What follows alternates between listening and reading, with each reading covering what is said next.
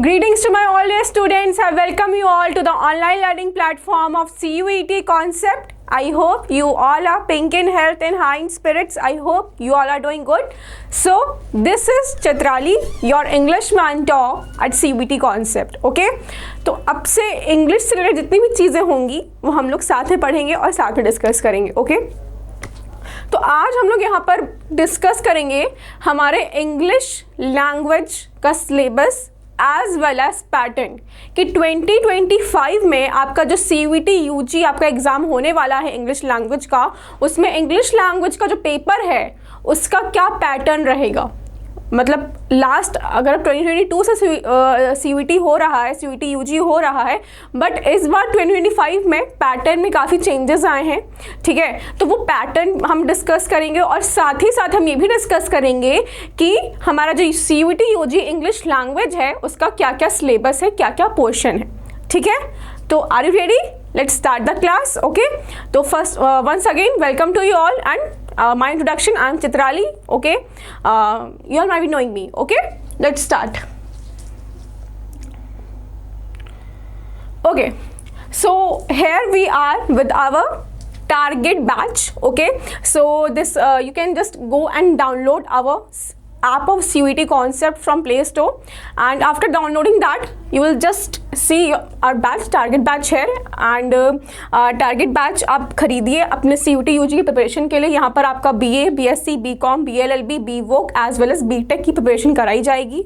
Okay, उसके अलावा इस बैच की जो प्राइस है वो खाली 1999 है. ओके, रियल प्राइस की 4000 है, but due to some offer, मतलब अभी महाशिवरात्रि ऑफर भी चल रहा है और आपका 15% एक्स्ट्रा ऑफ भी है आपके लिए, तो आपको ये बैच जो है 1999 पड़ेगा. ओके, तो जस्ट अगर आपको सीरियस है प्रिपरेशन को लेके, आपको अगर ये है कि हाँ मुझे CUET UG क्रैक करना है, मुझको अपनी फेवरेट यूनिवर्सिटी में जाना है, तो please buy this batch, it will clearly help you. Okay okay, अब हम आते हैं हमारे पैटर्न पर, हमारे सिलेबस पर, हमारी और सारी चीज़ों पर कि CUET UG कैसे क्या होता है एंड एवरीथिंग. तो जैसा आपको पता होगा CUET UG का फुल फॉर्म, CUET का क्या है? Central university entrance test. ठीक है, एक एंट्रेंस टेस्ट जो आपको एक अपनी फेवरेट सेंट्रल यूनिवर्सिटी में जाने में हेल्प करता है for under graduation students, under graduation के लिए. ठीक है, फॉर ग्रेजुएशन इनफैक्ट. और CUET PG भी होता है, वो PG स्टूडेंट्स के लिए होता है. ठीक, ये था आपका CUET कि व्हाट इज CUET. ओके, तो हर यूनिवर्सिटीज़ में एनरोल होती है और फिर आप अपना एग्जामिनेशन देते हो, फिर कट ऑफ्स के बेसिस पर आपको अपनी यूनिवर्सिटीज़ मिलती हैं. ओके, तो ये आपका जो सिलेबस है ये है जो कि आपका NTA ने प्रिस्क्राइब किया है. ओके, जो कि NTA मतलब जो नेशनल टेस्टिंग एजेंसी है जो कि CUET UG का एग्ज़ाम कंडक्ट कराती है, NTA, उसने आपका ये सिलेबस दिया है. ठीक है, आपकी यहाँ पर इतनी लैंग्वेजेस आती हैं. ओके, 13 लैंग्वेजेस आपकी इसमें आती हैं और 13 लैंग्वेजेस का सिलेबस जो है वो यही है. ठीक है, तो हम डिस्कस करेंगे मेनली इंग्लिश का. ठीक है, तो इंग्लिश का जो सिलेबस है वो यही है. अब ये देख के लग रहा होगा मतलब NTA ने बस इतना दे दिया है and NTA is done with it कि इतना दे दिया है, अब मुझे मतलब नहीं है कि बच्चे क्या पढ़ रहे हैं क्या नहीं पढ़ रहे हैं. ठीक है, इतना पढ़ रहे हैं, दैट्स इनफ. बट ये बहुत छोटा सिलेबस है. Okay, this is very small syllabus, बहुत ही छोटा सिलेबस है क्योंकि देखने में लग रहा है ना कि क्या ही है, वर्बल एबिलिटी क्या है, रीअरेंजिंग द पार्ट्स क्या है, रीडिंग कॉम्प्रिहेंशन क्या, व्हाट आर ऑल दीज, है ना, यूँ चुटकियों में हो जाएगा. बट इसके अंदर बहुत सारे सब टॉपिक्स हैं और वही सब जो टॉपिक्स हैं उनको हमको आज डिस्कस करना है. ठीक है, चलो. ओके, तो पहले हम देखेंगे कि हमारा इंग्लिश लैंग्वेज का पैटर्न क्या है. Okay, what is the pattern of our English language. Okay, मैं थोड़ा बड़ा कर देती हूँ इसको. ठीक है, जिससे आपको अच्छे से विजिबल हो. ठीक है, ओके, तो इंग्लिश लैंग्वेज का पैटर्न क्या है. तो देखो, पहली चीज़ तो ये कि 2022 एज वेल 2023 में आपका जो इंग्लिश लैंग्वेज मीन्स मतलब पेपर होता था वो आपका CBT बेस्ड होता था. CBT मतलब कंप्यूटर बेस्ड टेस्ट होता था. I am just writing it here. It was computer based, but 2024 में पैटर्न चेंज हुआ था और आपका रिटन टेस्ट भी हुआ था. I think it's not visible with this colour. Okay,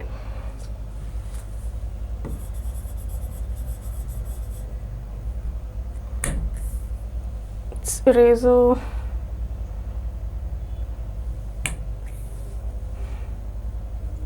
okay, computer based. Okay, तो 2024 में पैटर्न चेंज हुआ आपका, ठीक है, और वहां पर आपका जो एनटीए है उसने रिटन पेपर भी कंडक्ट कराया, ठीक, बट उनसे प्रॉपर तरीके से नहीं हो पाया, ठीक है। तो इसीलिए 2025 में इन्होंने फिर से सीबीटी मोडी दोबारा ला दिया है। तो अब आपका जो पेपर सारा होगा वो आपका सीबीटी कंप्यूटर बेस्ड टेस्ट के फॉर्म में ही होगा। ओके, जो आपके क्वेश्चंस आते हैं सीयूटी यूजी इंग्लिश में वो आपके एमसीक्यूज बेस्ड होते हैं, मतलब मल्टीपल चॉइस क्वेश्चंस होते हैं। आपको क्वेश्चन दिया जाएगा, फिर उसके 4 ऑप्शंस दिए जाएंगे, आपको चारों ऑप्शंस में से राइट ऑप्शन, करेक्ट ऑप्शन जो है वो चूज करना होगा, ठीक। नेक्स्ट है आपका नंबर ऑफ क्वेश्चंस। तो बेटा लास्ट 3 साल में क्या हो रहा था, 2022, 23, 24 में क्या हो रहा था कि आपके 50 क्वेश्चंस आते थे, आपको 40 अटेम्प्ट करने होते थे, ठीक है। लास्ट में यही होता था, लास्ट 3 ईयर से यही होता आ रहा है। बट जैसा कि मैंने स्टार्टिंग के वीडियो के स्टार्टिंग में ही बताया था कि इस बार पैटर्न चेंज हुआ है। ओके, तो पैटर्न चेंज हुआ है, इट मीन्स इस बार आपके क्वेश्चंस 50 आएंगे ही आएंगे और आपको 50 ही अटेम्प्ट भी करने हैं। यहाँ पर आप कोई भी क्वेश्चन आप छोड़ नहीं सकते, आपके 50 क्वेश्चंस आएंगे और आपको 50 क्वेश्चंस ही अटेम्प्ट भी करने हैं, ठीक। इसके अलावा, ठीक, टाइमिंग आपकी जो मिलेगी वो है 60 मिनट्स, ठीक है। आपको 1 घंटे का पूरा टाइमिंग मिलेगा, आपको उसमें आपको पूरा 50 क्वेश्चन जो है, 25 मैंने गलती से बोला, इट्स 50 क्वेश्चन आपको अटेम्प्ट करना ही है।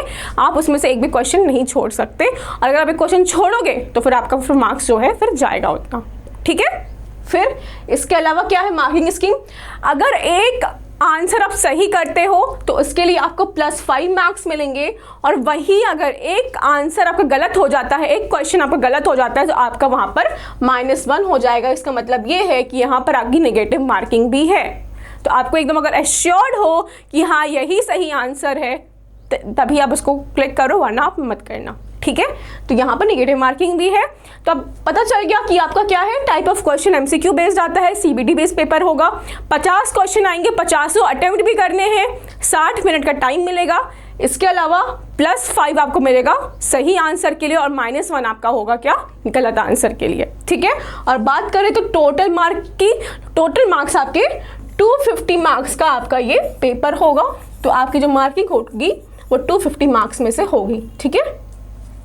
ओके, चलो, आई थिंक इतना समझ में आया होगा। अब आगे बढ़ते हैं। अब हम आते हैं अपने सबसे इम्पॉर्टेंट टॉपिक पर, जो कि है हमारा क्या, सिलेबस। ओके, देखो मोस्ट इम्पॉर्टेंट पार्ट हमारे सिलेबस का है रीडिंग कॉम्प्रिहेंशन। इससे कुछ नहीं तो आपके 18 क्वेश्चंस आराम से आते हैं, 18 क्वेश्चंस आराम से आते हैं, चाहे 2022, 23, 24 किसी भी पेपर में आप देख लो उठा के, ठीक है। 2022 और 2023 के पेपर में तो 3 रीडिंग कॉम्प्रिहेंशन ही आए थे, 3 आरसी आए थे, किसमें, 2022 और 23 के पेपर में। बट आपका जो 2024 का पेपर हुआ था उसमें आपका 4 आरसी आए थे, ठीक है। तो यहाँ पर बच्चों को प्रॉब्लम भी इवन हुई थी, बच्चों ने बोला मैम टाइम की कमी पड़ गई थी, है ना, टाइम शॉर्ट हो गया था, 4 कॉम्प्रिहेंशन आ गए थे, क्योंकि बच्चे जो 3 ही कॉम्प्रिहेंशन का प्रैक्टिस करके गए थे। तो मैं आपको ये सजेस्ट कर रही हूँ कि आप 4 या 5 कॉम्प्रिहेंशन प्रैक्टिस करके जाना, क्योंकि एनटीए बहुत ज़्यादा क्या है, कुछ भी कर सकता है वो, ठीक है। तो वो 5 भी दे सकता है, 2 भी दे सकता है और 1 भी दे सकता है, ठीक है। तो इसीलिए आप प्रैक्टिस हर तरीके से अपनी रखना, ओके। बट 18 क्वेश्चंस मिनिमम आपके आते ही हैं, ठीक। फिर आपका जो रीडिंग कॉम्प्रिहेंशन होता है वो 3 टाइप्स का होता है, ठीक है। एक होता है फैक्चुअल, एक होता है नरेटिव, और थर्ड होता है लिटरेरी, ठीक है। फैक्चुअल, नरेटिव और लिटरेरी मैं एक्सप्लेन कर देती हूँ तीनों क्या होता है। फैक्चुअल पैसेजेस वो पैसेजेस होते हैं जो आपके फैक्ट्स पर बेस्ड होते हैं, ठीक है। फैक्ट्स पर, जैसे आपका आर्टिकल्स हो गए, न्यूज़पेपर आर्टिकल्स आपके हो गए, ठीक है, आपकी रिपोर्ट्स हो गई, ठीक है, आपका डेटा हो गया, ठीक है। तो ये सारे ही आपके फैक्चुअल इवेंट्स, जो भी फैक्चुअल चीज़ें होती हैं, फैक्ट्स पर बेस्ड होती हैं, जिसको हम हिंदी में तथ्य कहते हैं, वो सारा ही फैक्चुअल में आता है, ठीक। फिर नेक्स्ट है आपका नरेटिव।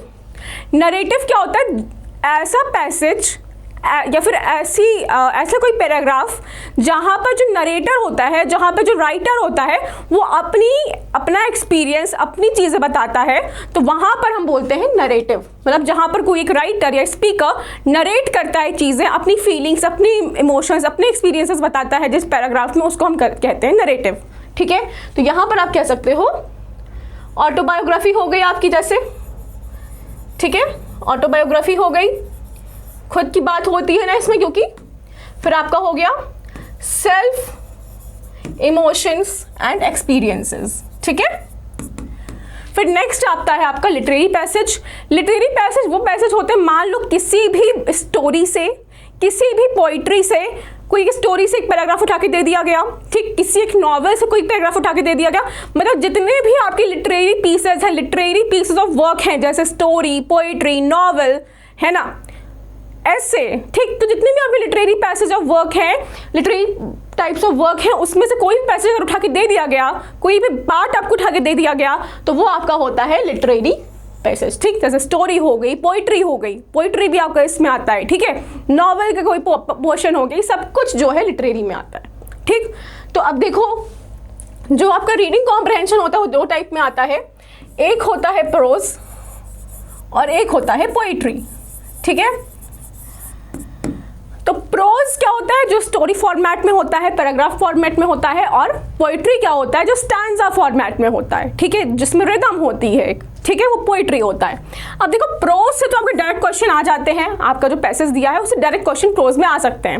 ज़्यादा से ज़्यादा अगर कोई बाहर से आ सकता है तो ये आ सकता है कि choose the correct title for this passage, choose the correct title for this paragraph, ठीक। तो वहाँ पर आप थीम पढ़ के आपको पता लग जाता है कि हाँ ये क्या होगा, ठीक है।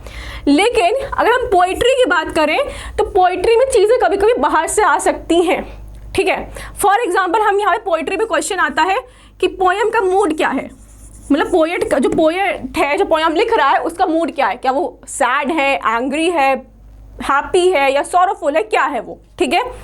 फिर पोएम की टोन क्या है, ठीक, मतलब पोएम की टोन अपोलोजेटिक है, ठीक है, या फिर हैप्पी है, मतलब पोएम की ओवरऑल टोन क्या है, नॉस्टैल्जिक है, क्या है, मतलब टोन। तो मूड हो गया, टोन हो गया, देन टाइटल हो गया, फिर थीम हो गया, ठीक है। थीम भी पूछ सकते हैं आप इस पोइट्री की थीम क्या है, किस थीम के अराउंड जो इस पोइट्री रिवॉल्व कर रही है। तो उसमें आपको क्या होता है कि आपको पोइट्री पढ़ के समझना पड़ता है, पोइट्री को अपने अकॉर्डिंग कॉम्प्रिहेंड करना पड़ता है कि इस पोइट्री में किस बारे में बात हो रही है। क्योंकि पैसेज में पढ़ना तो प्रोज जब है तो प्रोज पढ़ना तो ईजी होता है, बट पोइट्री में चीज़ें कॉम्प्रिहेंड करना थोड़ा डिफिकल्ट हो जाता है, तो वहाँ पर आपको प्रैक्टिस की रिक्वायरमेंट होती है। बट उसके लिए आपको टेंशन नहीं लेनी है, आई एम देयर। आप मेरी सारी क्लासेस में आओगे तो ऑफकोर्स मैक्सिमम चीज़ें अपने आप आपको क्लियर हो जाएंगी, ठीक है। तो ये था आपका रीडिंग कॉम्प्रिहेंशन। बाकी अब रीडिंग कॉम्प्रिहेंशन को हम सॉल्व कैसे करेंगे, क्वेश्चंस कैसे बनाएंगे उसमें, है ना, ये सारी चीज़ें हम अपने क्लासेस में डिस्कस करेंगे। तो उसके लिए आपको क्लासेस में आना पड़ेगा रेगुलरली, ओके। चलो अब नेक्स्ट है आपका क्या, वर्बल एबिलिटी। अगर हम एनटीए का सिलेबस देखें तो उसमें उन्होंने वर्बल एबिलिटी लिख के छोड़ दिया है, ठीक है, वर्बल एबिलिटी लिख दिया and that's finished, the work is over, work is done. But work is not yet done, क्योंकि वर्बल एबिलिटी में आपके ग्रामर का जितना भी पोर्शन होता है, ग्रामर का सब कुछ आपका वर्बल एबिलिटी में आता है। चाहे फिर वो आपका पार्ट्स ऑफ स्पीच हो जाए, प्रीपोजिशन हो जाए, कंजंक्शन हो जाए, क्वेश्चन टैग हो जाए, वॉइस हो जाए, नरेशन हो जाए, आर्टिकल हो जाए, मोडास हो जाए, टेंस हो जाए, या फिर होमोफोन्स और होमोनिम्स हो जाए, ठीक है। तो parts of speech, preposition, conjunction, question tag, voice, narration, article, modals, tenses, homophones and homonyms, ये सारे ही आपके वर्बल एबिलिटी में आते हैं। पार्ट्स ऑफ स्पीच आपका क्या हो गया, जैसे आपका नाउन हो गया, प्रोनाउन हो गया, ठीक, एडजेक्टिव हो गया, एडवर्ब हो गया, ठीक, वर्ब हो गया, ये सारे ही आपके पार्ट्स ऑफ स्पीच में आ जाएंगे। इसके अलावा एक और टॉपिक आपका आता है पार्ट्स वर्बल एबिलिटी में, वो है आपका क्लॉजेस, जो कि यहाँ पे मेंशन नहीं है। क्लॉजेस भी आपका वर्बल एबिलिटी में ही आता है, ठीक। तो ये था आपका वर्बल एबिलिटी का पोर्शन।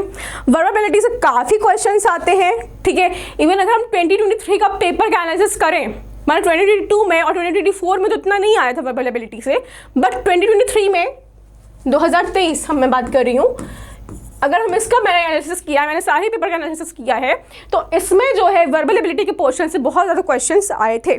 फॉर एग्जांपल मान लो आपको बोल दिया गया कि शी सैट डैश बस, तो अब 4 ऑप्शंस दे दिए गए, एट, ऑन, इन और विद। आपको सही चूज करना है, ठीक। तो ये आपको प्रीपोजिशन का हो गया, ठीक। और फिर आपका मान लो ये हो गया, शी गोज टू मार्केट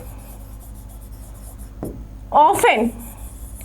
तो यहां पर आपको बोल दिया गया कि यहां पर जो एडवर्ब यूज हुआ है वो कौन से टाइप का एडवर्ब है, ठीक है। तो इसके लिए आपको पहले एडवर्ब की समझ होनी चाहिए। तो एडवर्ब तो आपका यही हो गया ऑफन, बट ये किस टाइप का एडवर्ब है? एडवर्ब ऑफ क्वालिटी है, फ्रीक्वेंसी है, क्वांटिटी है, क्या है ये?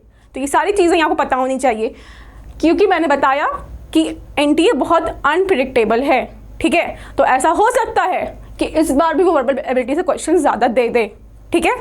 हमें पता नहीं, बिल्कुल भी नहीं पता। तो इसीलिए हमें एनटीए को, एक बेवकूफ़ एनटीए को मैं बोल नहीं रही हूँ, I am really sorry to NTA, but NTA बहुत अनप्रिडिक्टेबल है, तो उसको बिना भरोसा किए हमको अपने अकॉर्डिंग चीज़ें पढ़नी है, ठीक है। चलो, तो ये थे आपके सारे के सारे वर्बल एबिलिटी के पार्ट्स और पोर्शन, ठीक है। आई थिंक आर्टिकल भी है, हाँ आर्टिकल, इवन आर्टिकल से भी क्वेश्चंस बहुत आते हैं, ठीक है। चलो नेक्स्ट पढ़ते हैं हम लोग। ओके, अब नेक्स्ट हम आते हैं अपने नेक्स्ट टॉपिक्स पर। नेक्स्ट है आपका रीअरेंजिंग द पार्ट्स, ओके, जिसको हम लोग जंबल सेंटेंसेस भी बोलते हैं, ठीक, जिसको हम लोग जंबल सेंटेंसेस ही बोलते हैं। इसमें 2 टाइप से होते हैं, 2 पार्ट्स होते हैं। एक होता है आपका वर्ड्स का, ठीक है, और एक होता है आपका सेंटेंसेस का। कैसे? जैसे मान लो मैंने लिख दिया, आपको क्वेश्चन लिख दिया, ठीक है, I am just writing a question कि herself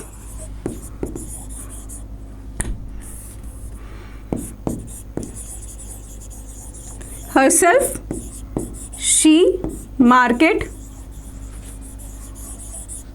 goes by, ठीक।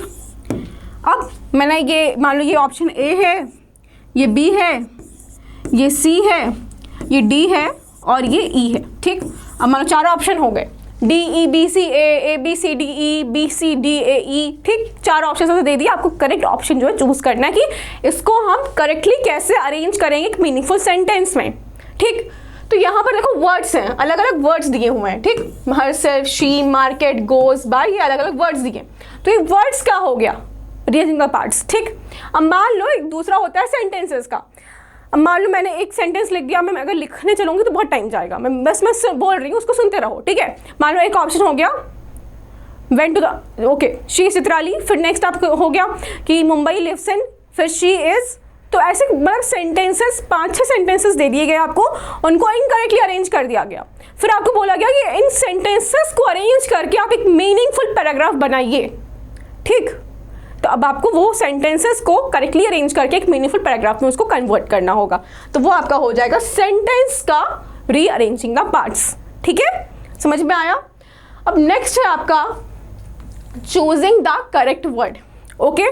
तो चूजिंग द करेक्ट वर्ड में आपका फिल इन द ब्लैंक्स भी आ सकता है और स्पेलिंग करेक्शन के क्वेश्चंस भी आ सकते हैं, ठीक है। जैसे मान लो कि मैंने अभी प्रीपोजिशन में एक एग्जांपल दिया था, शी गोज डैश बस बाय एट इन विद, ठीक है। 4 ऑप्शन थे, तो वहां पर आपको करेक्ट वर्ड चूज करना था, कौन सा करेक्ट वर्ड चूज करके आप वहां पर फिल करोगे। तो वो था आपका चूजिंग द करेक्ट वर्ड।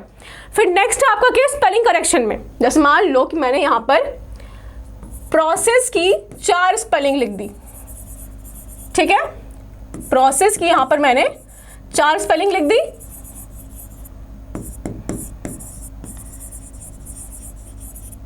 ये ए है, ओके। फिर एक और लिख दिया मैंने,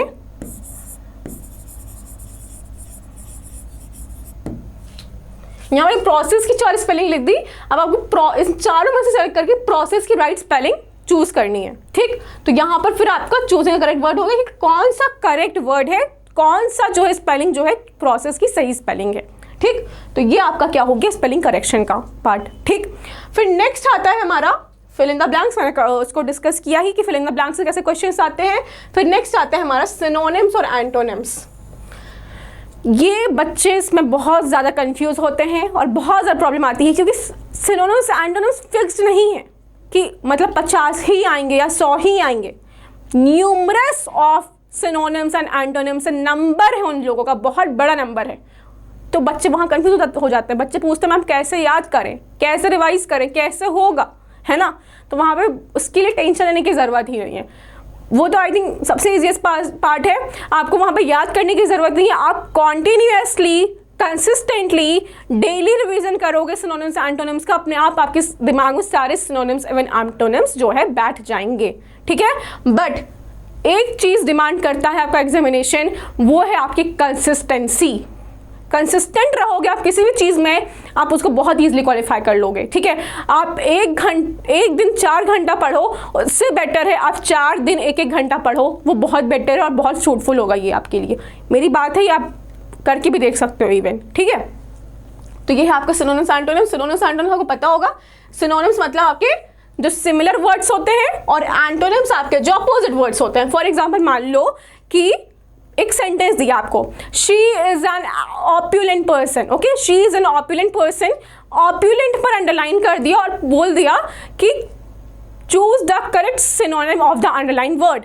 आपको 4 ऑप्शंस चूज करने हैं कि ऑप्युलेंट का राइट सिनोनिम क्या होगा। तो इसके लिए आपको पहले ऑप्युलेंट की मीनिंग पता होनी चाहिए, फिर उसके अकॉर्डिंग फिर आप 4 ऑप्शंस को चूज कर सकते हो। ऐसा ही एंटोनिम्स में भी होता है, like the glass is very lucid, the glass is very lucid. अब ल्यूसिड पर अंडरलाइन कर दिया गया और बोल दिया कि choose the correct antonym of lucid.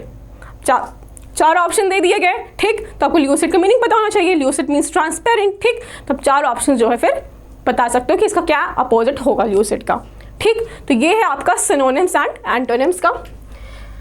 फिर नेक्स्ट हम आते हैं हमारे वोकैब सेक्शन पर। अगेन मोस्ट इंपॉर्टेंट क्वेश्चन 2022 में एज वेल एज 2024 में इससे बहुत ज़्यादा क्वेश्चंस आए थे। 2023 में वर्बल एबिलिटी से आए थे, where as 2022 as well as 2024 में आपके वोकैबुलरी में आए थे। तो ऐसा हो सकता है कि इस बार भी वोकैबुलरी से क्वेश्चन आ जाए, क्या पता, नो वन नोज। इवन एक चीज़ और, 2024 के पेपर एनालिसिस मैंने किया था तो उसमें मैंने ये भी देखा था कि रीअरेंज द पार्ट से 2024 में क्वेश्चंस ज़्यादा आए थे।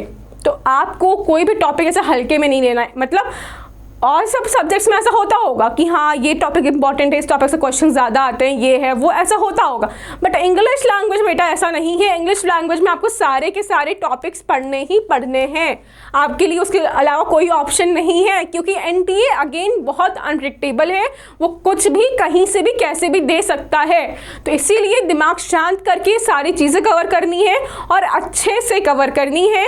और इसके लिए टेंशन लेने की ज़रूरत भी नहीं है कि कैसे मेरी पेपर या फिर क्वेश्चंस जो है कैसे सिलेबस हमारा कवर होगा, क्योंकि यहाँ पर अब मैं हूँ तो यहाँ पर मैं आपकी हेल्प करूँगी ऑफ कोर्स चीज़ों को कवर अप करने में, ठीक है। तो उसके लिए भी आपको टेंशन लेने की, चिंता करने की ज़रूरत नहीं है, because your Chitrali ma'am is here, okay. अभी तक टेंशन हो रही थी, I can understand that, but अब लेने की ज़रूरत नहीं है, because with me you will cover each and everything, okay. Okay, बहुत होगी बकवास। अब हम आते हैं वोकैबुलरी सेक्शन पर, ठीक है। वोकैबुलरी सेक्शन में अगेन हमारा होता है क्या, इडियम्स एंड फ्रेजेस, ठीक, जो कि हमने सुना है, मुहावरे और लोकोक्तियां सुना है हमने ना हिंदी में, वही आपका होता है इडियम्स एंड फ्रेजेस, ठीक है। इससे क्वेश्चंस कैसे आते हैं, this is a hard nut to crack, ठीक। नट टू क्रैक, इस पर आपका अंडरलाइन हो गया। आपको बताना है कि नट टू क्रैक जो इडियम है, हार्ड नट टू क्रैक, ये जो इडियम है इसका राइट मीनिंग क्या होगा। 4 ऑप्शन दे दिएगा, आपको राइट ऑप्शन चूज करना है, ठीक। एक ये टाइप होता है इडियम्स एंड फ्रेजेस का, और नेक्स्ट टाइप होता है मैच द फॉलोइंग में अभी आता है आपका इडियम्स एंड फ्रेजेस। इसमें बच्चों को और दिक्कत होती है, ठीक है। मैंने फॉलोइंग है पूरा, मैंने फॉलो लिख दिया है, ठीक। उसमें मान लो कि लिस्ट ए हो गई, लिस्ट बी हो गई। लिस्ट ए में आपकी इडियम्स दे दिए गए और लिस्ट बी में आपके उनके मीनिंग्स दे दिए गए। ठीक, अब आपको राइट इडियम से उनके राइट मीनिंग को मैच करना है। मैच द फॉलोइंग आप एलिमिनेशन मेथड से कर सकते हो, बहुत सारे मेथड से मैच द फॉलोइंग करने के, तो वो हम जब ये सब करेंगे, पढ़ेंगे क्लास में इन डेप्थ जाके, तब हम वो सारी चीज़ें डिस्कस करेंगे, क्योंकि हम जब एग्जाम्पल के थ्रू कोई चीज़ समझते हैं, पढ़ते हैं, तो आई थिंक वो ज़्यादा हमारे दिमाग में बैठती है। ठीक है, एक और चीज़ होती है हिडन फ्रेजेस में, ये भी हो सकता है कि आपको लिस्ट ए में क्या हो, लिस्ट 1 में क्या हो, कि आपको सेंटेंस दे दिए गए पूरे, है ना, इडियम्स का यूज़ करते पूरे एक सेंटेंस दे दिए गए, ठीक है, और लिस्ट बी में आपको उन्हीं इडियम्स का एक मीनिंग दे दिया गया। पहले आपको सेंटेंस में इडियम में फाइंड आउट करना है, उसके बाद उनको जो है राइट ऑप्शन से मैच भी करना है। ठीक है, बट आई थिंक जब सेंटेंस दे दिए जाते हैं तो उसको सॉल्व करना और इजी होता है, क्योंकि वहाँ पर सेंटेंस पढ़कर एक थोड़ा रॉ आइडिया दिमाग में हो जाता है कि इस इडियम का, इस फ्रेज का क्या मीनिंग हो सकता है। ठीक है, नेक्स्ट है हमारा फॉरेन वर्ड्स। ठीक है, तो फॉरेन वर्ड्स से जैसे बहुत सारे क्वेश्चंस आते हैं, जितने भी आपके फ्रेंच वर्ड्स हो गए, इटालियन वर्ड्स हो गए, लैटिन वर्ड्स हो गए, इन सब की मीनिंग आ सकती है। एक सेंटेंस में यूज़ करके वर्ड दे सकते हैं, तो फिर उनकी मीनिंग पूछ सकते हैं, तो ये आपके फॉरेन वर्ड्स होगा। ये भी आपको पढ़ना पड़ेगा, पढ़ना इन द सेंस देखना पड़ेगा, कंसिस्टेंटली देखना पड़ेगा, जैसे एंटोनिम्स सिनोनिम्स देखते हो वैसे। ठीक है, फिर नेक्स्ट है हमारा वन वर्ड सब्स्टिट्यूशन, अनेक शब्दों के लिए एक शब्द। ठीक है, जैसे मान लो one who loves to read books, ये आपको क्वेश्चन दे दिया गया। ठीक है, one who loves to read books, 4 options दिए गए। ठीक, आपको सिलेक्ट करना है कि जिसको बुक पढ़ना सबसे ज़्यादा पसंद होता है उसको हम क्या कहते हैं। ठीक, बिब्लियोफिल कहते हैं उसको शायद। तो वन वर्ड सब्स्टिट्यूशन के ऐसे क्वेश्चंस आते हैं। इसके अलावा पिछले साल वन वर्ड सब्स्टिट्यूशन के आपके MCQ match the following type के क्वेश्चन भी आए थे, even previous to previous year भी आया था। ठीक है, तो मान लो एक लिस्ट में आपके सारे वन वर्ड दे दिए गए और एक लिस्ट में आपकी उनकी मीनिंग्स दे दी गई। आपको राइट वर्ड को राइट मीनिंग से मैच करना है एंड टेल दो कि क्या सही होगा। तो मैच द फॉलोइंग जो है आपका वन वर्ड सब्स्टिट्यूशन में भी आता है। ठीक, अब नेक्स्ट है हमारा figures of speech. Very beautiful, very interesting topic. मतलब ये एक ऐसा टॉपिक है जो मुझे बहुत इंटरेस्टिंग और बहुत सुंदर लगता है, पता नहीं क्यों, but I feel it very beautiful topic, क्योंकि जितनी भी पोइट्रीज होती है, जितनी भी स्टोरीज होती है ना, वहाँ पे फिगर ऑफ स्पीच यूज़ होता ही होता है। And figure of speech makes a writing, a poetry, a story a way more beautiful. Therefore I find it very interesting and good topic. Okay, चलो बहुत हो गई फिर से बकवास। फिगर स्पीच क्या होता है? आपने सुना होगा एलिट्रेशन, ऑक्सीमोरॉन, है ना, ट्रांसफर्ड एपिथेट, ठीक है, हाइपरबोले, ये सारे यहाँ पे फिगर ऑफ स्पीच होते हैं। ठीक है, अब इसमें क्वेश्चंस कैसे आते हैं? मान लो एक सेंटेंस दे दिया गया, wind sat on the tree, wind sat on the tree, wind sat on the tree, ये आपका सेंटेंस है। फिर आपको बताना है कि इन सेंटेंस में कौन सा फिगर ऑफ स्पीच यूज हुआ है, मेटाफर, सिमिली, ऑक्सीमोरॉन, या फिर क्या आपका हुआ पर्सोनिफिकेशन। ओके, तो यहाँ पर विंड सैट, विंड बैठी है, बैठना तो ह्यूमन एट्रीब्यूट है, बट विंड को दिया गया तो वहाँ पे क्या होगा, आपका पर्सोनिफिकेशन होगा। तो ये आपको फिगर स्पीच के क्वेश्चंस होते हैं इस टाइप से। इसके अलावा जो है क्या हो सकता है फिगर स्पीच में, आपका मैच द फॉलोइंग आ सकता है। एक लिस्ट में आपके सेंटेंसेस दे दिए गए और एक लिस्ट में आपका क्या दे दिया गया, आपका फिगर स्पीच दे दिया गया। उस सेंटेंस में कौन सा फिगर स्पीच यूज हुआ आपको मैच करना होगा। ठीक, एक और होता है, मान लो एक लिस्ट में मैच द फॉलोइंग में ही एक लिस्ट में आपको मतलब वो दे दिए गए, फिगर ऑफ स्पीच दे दिए गए, और एक लिस्ट में आपको उनका क्या काम होता है, उनका क्या वर्क होता है, उनका क्या फंक्शन होता है, वो लिख के दे दिया गया। तो आपको राइट फिगर ऑफ स्पीच को उसके राइट फंक्शन से मैच करना होगा। तो आपका वहाँ पर फिगर ऑफ स्पीच का ऐसे क्वेश्चन आएंगे मैच द फॉलोइंग में। ठीक है, अब वो हम जब PYQ डिस्कस करेंगे, ठीक, हम जब और सब चीज़ें डिस्कस करेंगे, जब हम पढ़ेंगे इन डेप्थ सबको जाके, तो हम वहाँ पर और चीज़ें देखेंगे। ठीक है, अब नेक्स्ट है आपका वर्बल एनालॉजी। रीजनिंग में आपका एक एनालॉजी होता है, वही आपका वर्बल एनालॉजी होता है, बट रीजनिंग में आपका कुछ भी हो सकता है, मैथमेटिक्स हो सकता है, साइंस हो सकता है, कुछ भी हो सकता है। बट वर्बल एनालॉजी में क्या होता है, आपका सिर्फ और सिर्फ लैंग्वेज से रिलेटेड ही वर्बल एनालॉजीज आती हैं। यहाँ पर आपको कंपैरिजन फाइंड आउट करना होता है कि अगर दो चीज़ें एक दूसरे से किस तरह से कनेक्टेड हैं, तो आगे की दो चीज़ें कैसे एक दूसरे से कनेक्टेड होंगी। ठीक है, जैसे मान लो मैंने लिखा कि मैंने लिख दिया मान लो okay, letters is to words then dash is to chair. ठीक, एक ऑप्शन इसका हो गया लेड, आयरन, ठीक, वाटर, और एक आपका क्या हो गया, एक क्या हो गया आपका, एक आपका हो गया यहाँ पर वुड। तो यहाँ पर पहले वो कंपैरिजन फाइंड आउट करना होगा कि लेटर्स और वर्ड्स में क्या कंपैरिजन है। तो लेटर्स और वर्ड्स में क्या कंपैरिजन है, लेटर्स से मिलके ही वर्ड बनता है ना, ये कंपैरिजन है कि जो लेटर्स की जो स्मॉल स्मॉल स्मॉल यूनिट होती हैं वो मिलकर वर्ड्स बनाती हैं।